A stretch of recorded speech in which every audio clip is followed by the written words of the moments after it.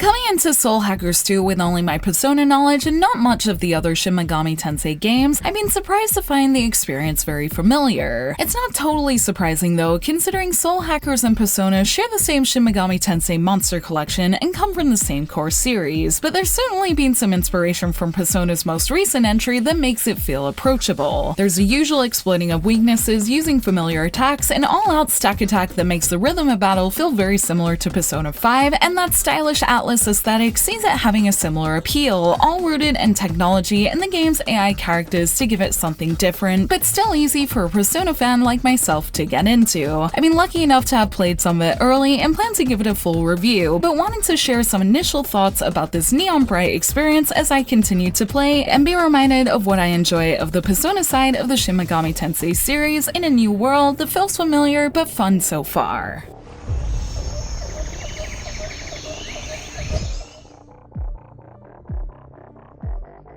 In a world with a demon summoning underground, Soul Hackers 2 is based around an AI girl called Ringo, an AI of a digital hive mind Ion. Ringo and fellow AI Fig have been tasked with the mission of saving the world from its end as the war between demon summoning groups in the city begin a series of events that will likely end in that result. Following leads given by Ion, they start off by seeking out two key figures whose deaths will cause this, with these leads making Ringo try her hand at soul hacking and preventing one of them on her end, an ability that proves powerful in this sense if used right. Using this ability, she meets the group's main party of fellow demon summoners from the city's two opposing groups that join together to prevent the all-important end of the world in this night version of Tokyo with neon lights, strange events, and colorful characters that you'll explore in quests and this interesting main story.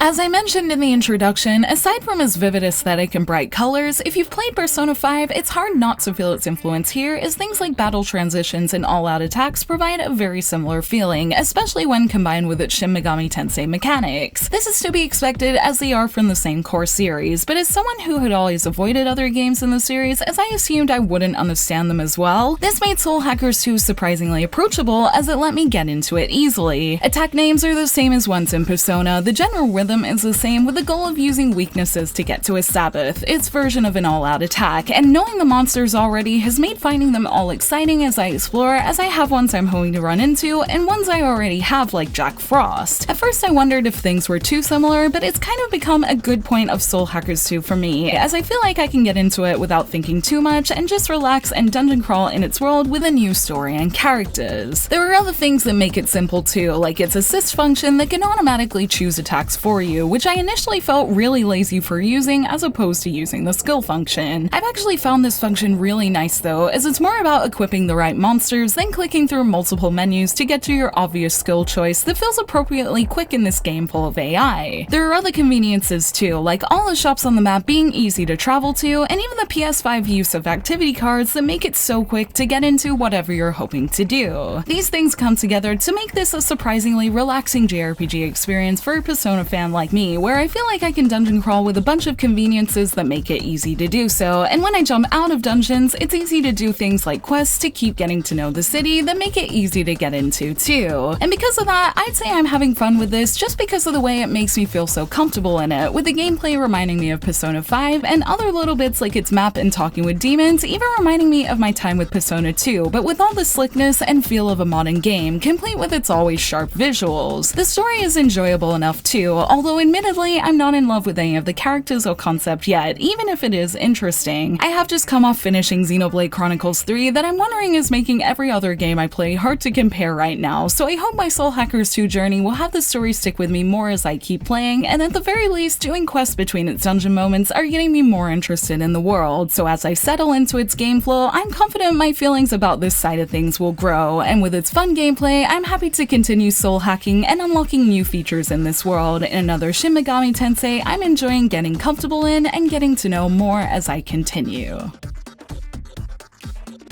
In my first few hours with it, Soul Hackers 2 has been a new take on the kind of dungeon crawling that I love with every new Persona game, and has filled the Persona-shaped void in my life with its familiar mechanics that make it fun every time I get into it. I'm still yet to get sucked in by its other elements like the story, although it does have me at least interested enough to want to see where the mystery of its city and the potential end of the world idea goes, and thanks to its gameplay and familiar elements, I'm pretty sure I'll be happy to keep playing until the end, with the vivid character designs and take on places in Tokyo helping to keep my interests, along with knowing I have mechanics to look forward to like demon fusing too. If you're a Persona fan or usually like ATLUS's games, Soul Hackers 2 is likely to be enjoyable for those missing a good monster-based dungeon crawler, and it's stylish to boot that makes it approachable too. And I hope to keep enjoying it as I get prepared to really sink some hours into its world, and with the mechanics I like, I'm sure I'll have fun in its vivid, demon-filled world.